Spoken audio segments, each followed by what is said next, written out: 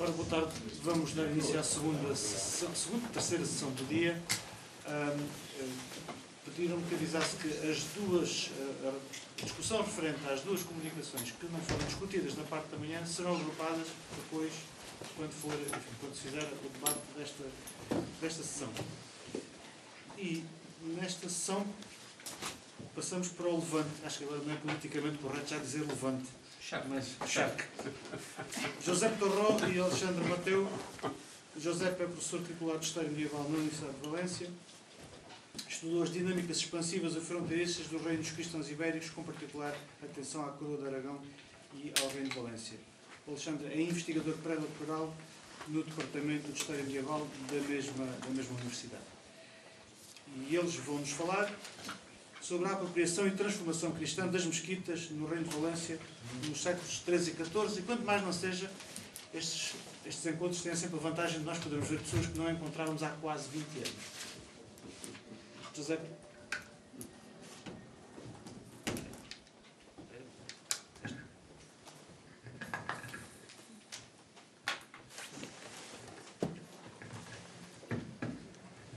Obrigado. Boa tarde.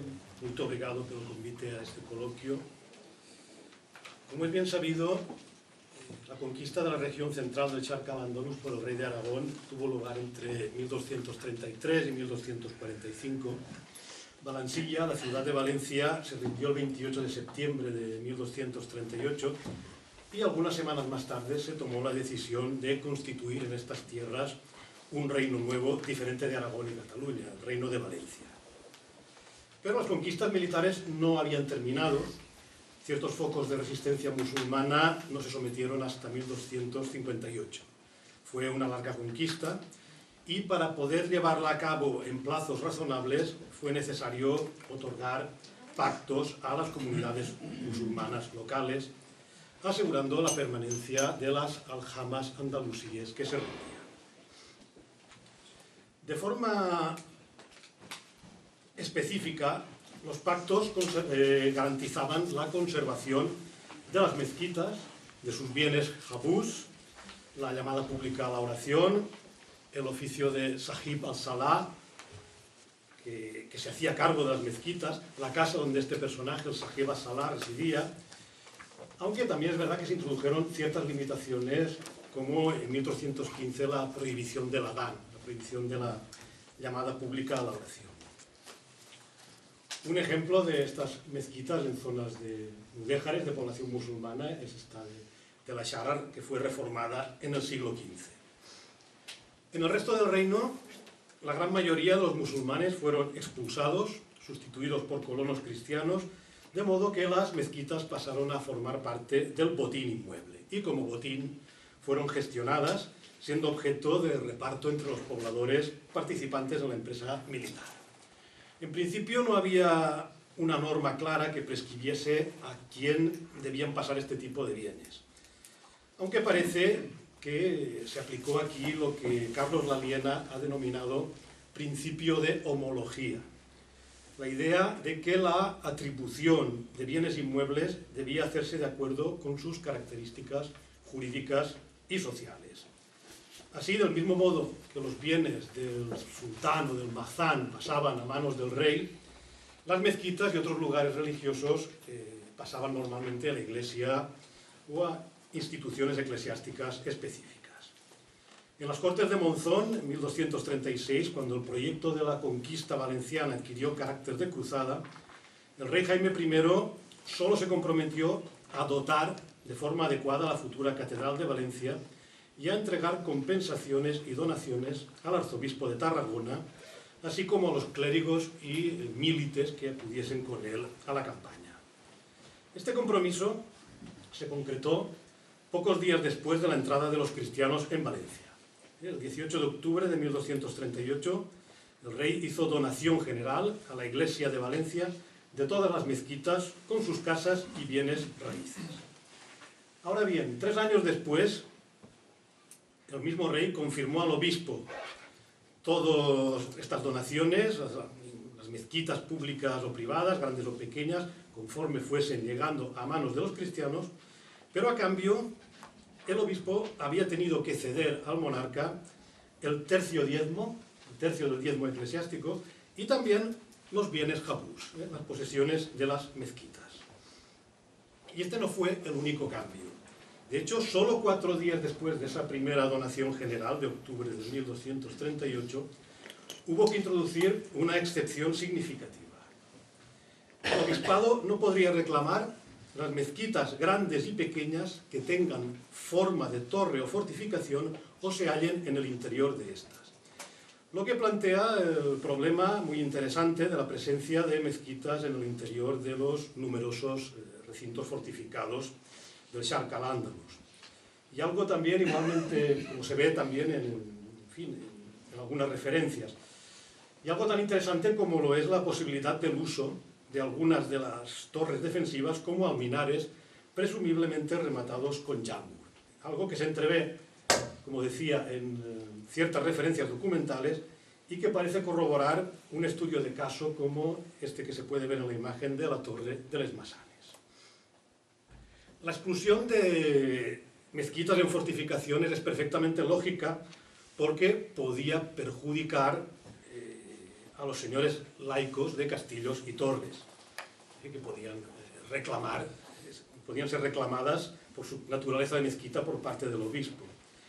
De hecho, hay indicios muy claros de que algunas torres de alquería andalusíes fueron usadas después de la conquista como centros de reservas señoriales, centros de dominicaturas, torres que habían estado estrechamente asociadas a mezquitas, como muestran los ejemplos mencionados en la diapositiva, Nules y Benlloc.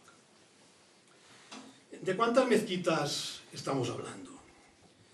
La información de la que disponemos solo nos permite centrarnos con datos fiables en la ciudad de Valencia, donde contamos con referencias más abundantes y sólidas.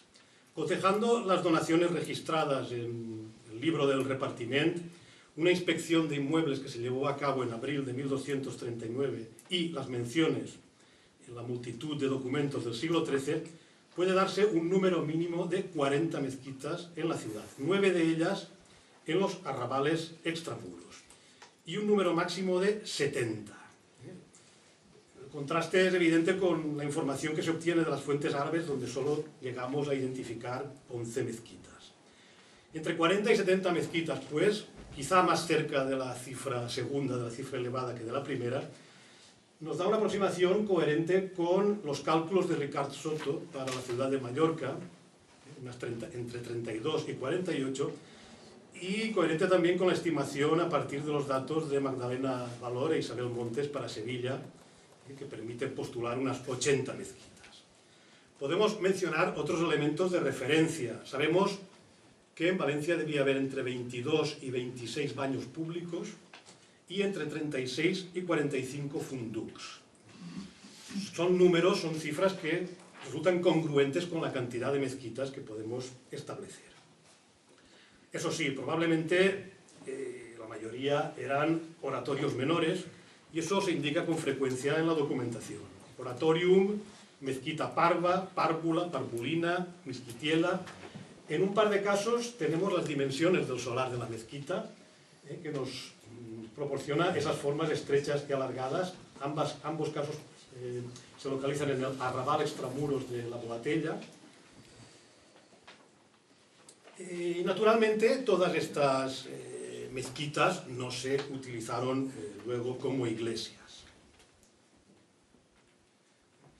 El número de parroquias establecido en la ciudad fue de 12. Podemos añadir 2 o 3 iglesias que no eran parroquias y que tampoco tenemos ninguna certeza de que se instalasen en el ámbito de antiguas mezquitas, de modo que la cantidad de mezquitas multiplicaba en Valencia por 4, por 5 o por 6 el de los posteriores templos cristianos, particularmente los parroquiales.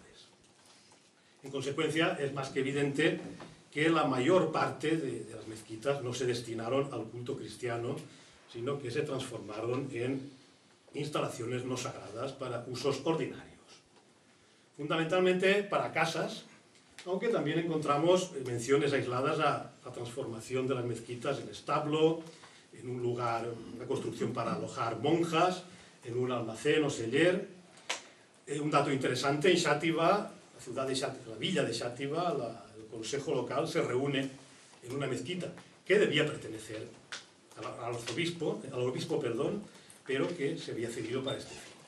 La mayoría, en definitiva, se destinan a casas, pero no se conserva la fábrica del edificio original. Lo que se hace es construir casas nuevas sobre el solar o la parcela de la antigua mezquita. Estas transformaciones guardan relación también con el tipo de gestión que la Iglesia llevó a cabo de los edificios de las mezquitas que le habían correspondido como parte del botín de conquista. Las mezquitas y los cementerios pasaron a ser patrimonio común del obispo y de los canónigos del capítulo de la catedral. Las mezquitas que no se convirtieron en iglesias se administraron de forma conjunta y fueron objeto de estos tres tipos de enajenaciones. Ventas, solo conocemos un caso y además de forma indirecta, unas pocas permutas significativamente destinadas a que el obispo obtuviese unos inmuebles que le interesaban especialmente a la ciudad de Valencia, y sobre todo los llamados establecimientos, que son concesiones en enfiteusis, concesiones perpetuas a cambio de censos fijos que recibía el obispo y el capítulo a medias, aunque a veces eran cedidas a unos canónigos determinados. Tenemos 29 casos registrados, 11 de ellos concretamente en la ciudad de Valencia, y los censos se pagaban de una diversidad de formas que se expresan en la diapositiva, sobre todo en moneda, pero también muchos en cera, algunos en moneda y cera, y unos casos bastante singulares de pagar el censo en pimienta, en libras de pimienta.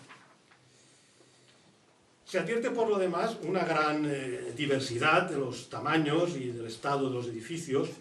Algunas mezquitas se hallan destruidas y solo parece interesar la superficie de su solar, o bien se utilizan como corrales o casas de labor.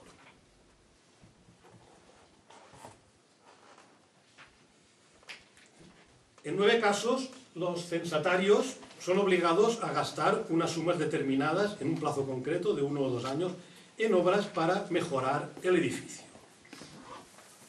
lo que promueve esta transformación en viviendas. Todas estas obligaciones de obras y de mejoras no empezaron hasta 1250 y parecen ser coherentes con el estado de deterioro que a partir de esta fecha se advierte en los edificios de las mezquitas que no han sido convertidas en iglesias y que el obispo y el capítulo establecen a censo.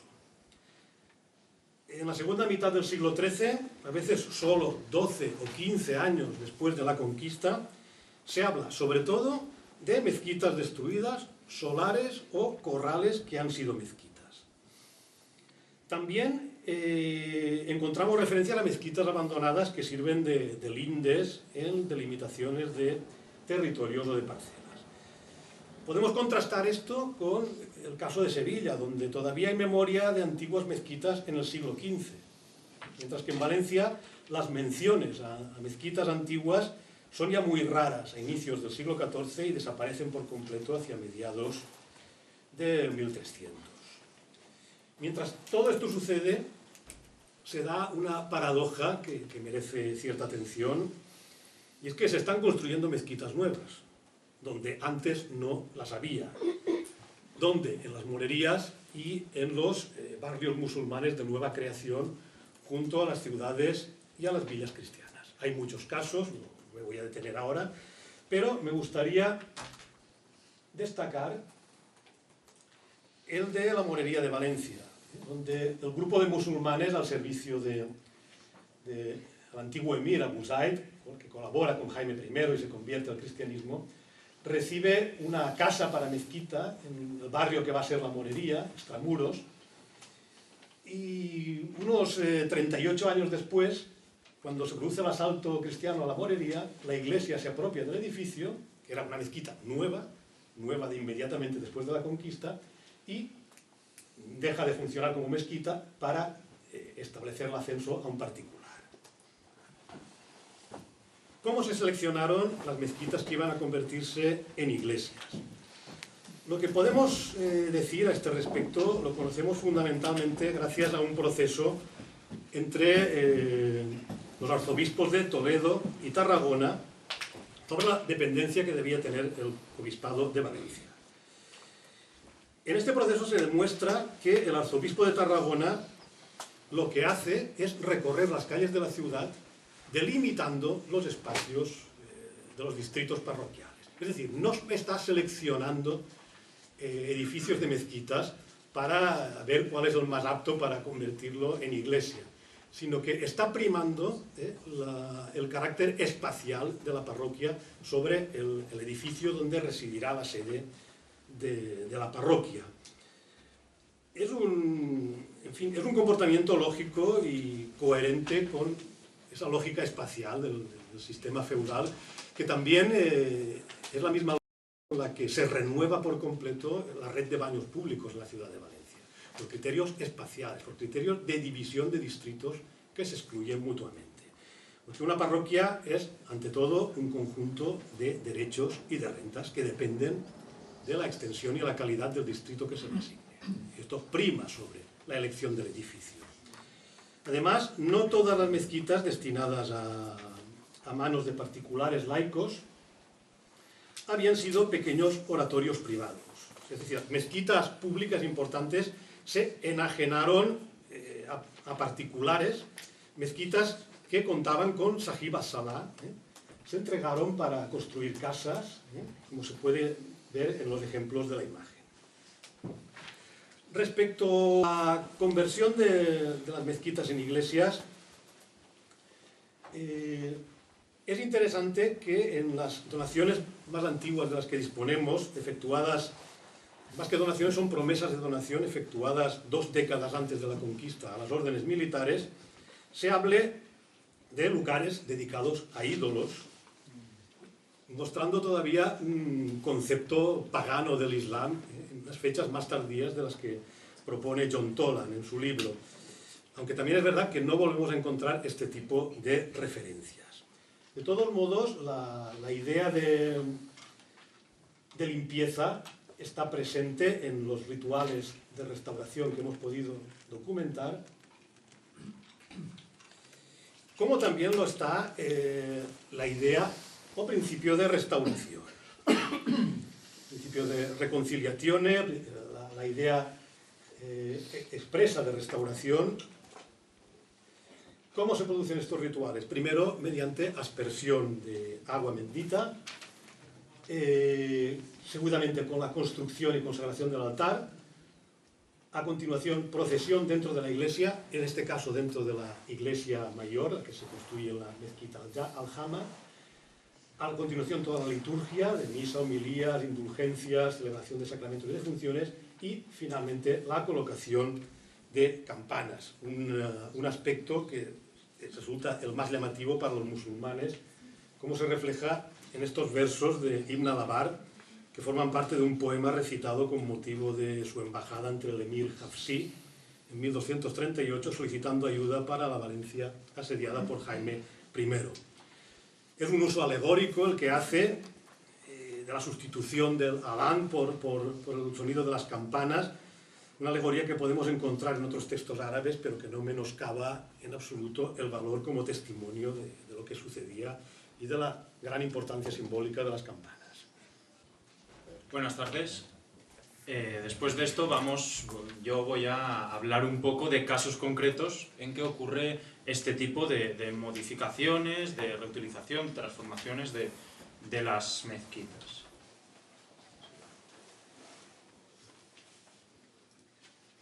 Empezaremos con la Catedral de Valencia, que fue la mezquita al-Jama. Actualmente vemos esta catedral con estructura gótica.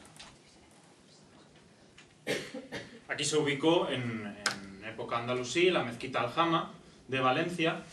Aquí vemos una reconstrucción que aparece en un capítulo publicado, que más o menos cumple lo que decías del cuadrado, aunque creo que la nave sería un poco más grande. Pero bien, vemos esta orientación a 136 grados y evidentemente vemos que también está girada. Actualmente el altar se encuentra en esta posición, mientras que la quibla se encontraba en la actual nave de la epístola.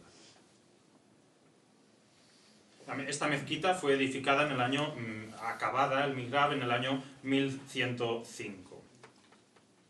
Hay que tener en cuenta también que apunta a 136, pero la quibla astronómica desde Valencia tiene una inclinación inicial, esta línea, de 105 grados. El 1238 es la conquista de Valencia, el 28 de septiembre por la tarde es la rendición de los musulmanes, y desde 2 días después iniciaría una recogida de fondos para construir un altar que construiría una persona natural de Teruel, y este altar estaría terminado el sábado posterior, el sábado 9 de octubre, que sería el mismo día que entró el rey en Valencia.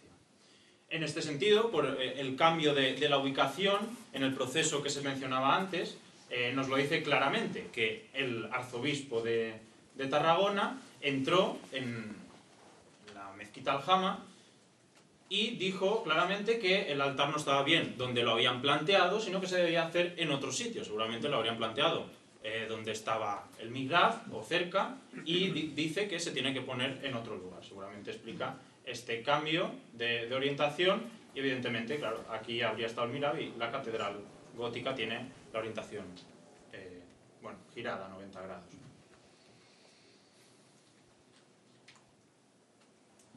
El 9 de octubre, sábado, es la entrada triunfal del rey Jaime I en Valencia, y el 10 de octubre se realizaría una misa mayor con procesión, misa y esta división espacial de las parroquias que hizo el arzobispo de Tarragona.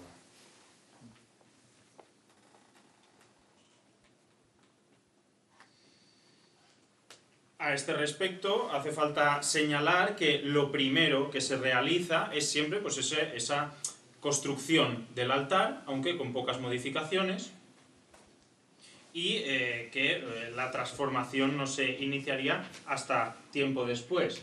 Lo primero que vemos en los documentos a posteriori, sabemos que existía la mezquita Aljama, que en la actual plaza existiría una maqbara, un cementerio, y que había un funduk cerca de la iglesia. Pues en 1241 el rey da este funduk para ampliar la actual catedral ya en ese momento. Esto es los primeros documentos que vemos de modificaciones de ese edificio. En 1241 pues se está dando terrenos para que se pueda ampliar el edificio. El año 1249 también tenemos un documento en el que el rey prohíbe que se vuelvan a reedificar casas que estuvieran adyacentes a la catedral.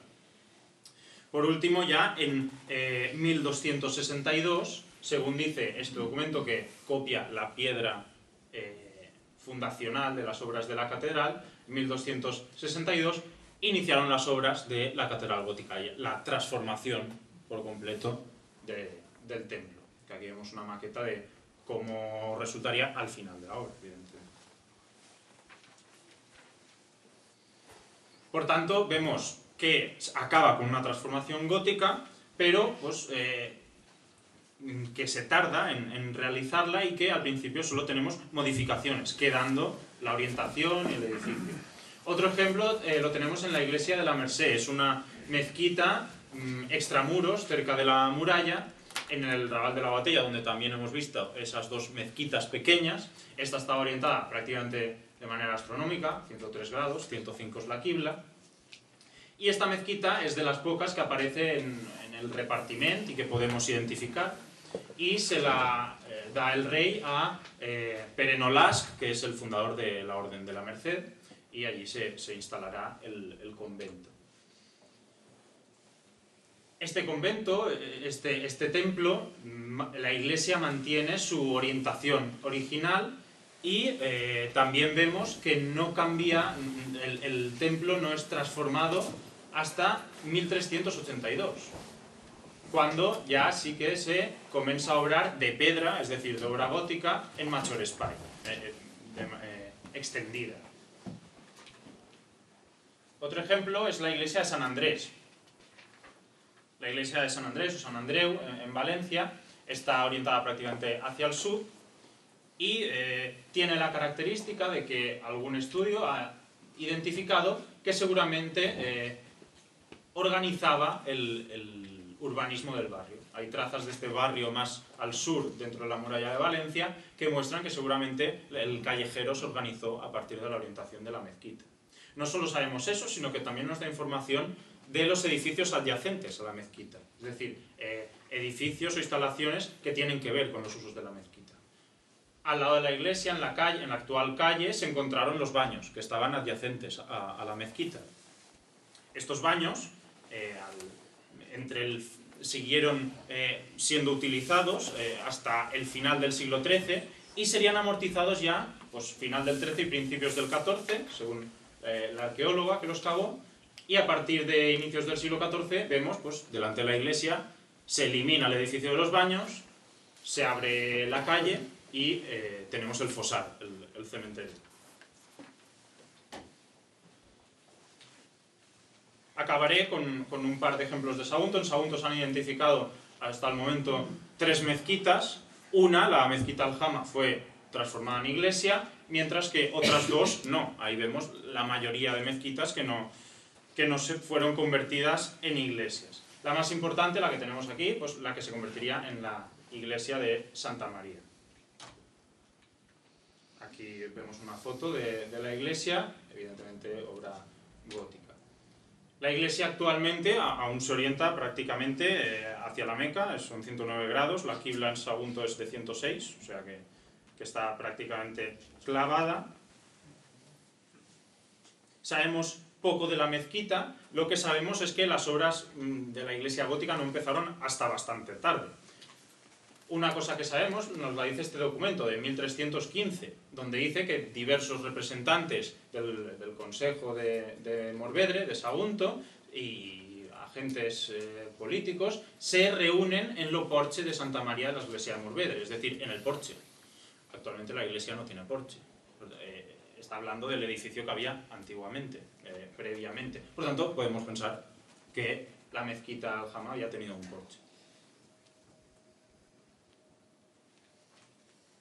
En 1334 iniciaría la obra gótica que, según tenemos en esta lápida, que nos da el inicio de las obras, 1334, no obstante, la transformación en esta obra gótica se haría larga. De hecho, la iglesia no se acaba hasta el principio del siglo XVIII. Aquí he hecho un pequeño esquema, pues claro, tenemos un espacio que se inicia en el siglo XIV, la nave sur empieza en el XV, tenemos un trozo en el XVI y el final, los pies de la iglesia, se construyen sobre el XVII y acaban a principios del XVIII. En esta foto lateral lo vemos muy claro, la obra gótica, este espacio que ya es posterior, ya es del XVI, y ya la cúpula renacentista del XVII. ¿Esto qué nos dice? Pues que en todo momento, aunque la iglesia no esté acabada, pues debe haber un cerramiento del edificio, aunque se esté modificando, debe haber un uso del edificio. Por tanto, no se asola la mezquita Aljama y se levanta un nuevo templo, sino que van reformando espacio por espacio. De hecho, esto es lo que explica, este es el interior de la iglesia actual.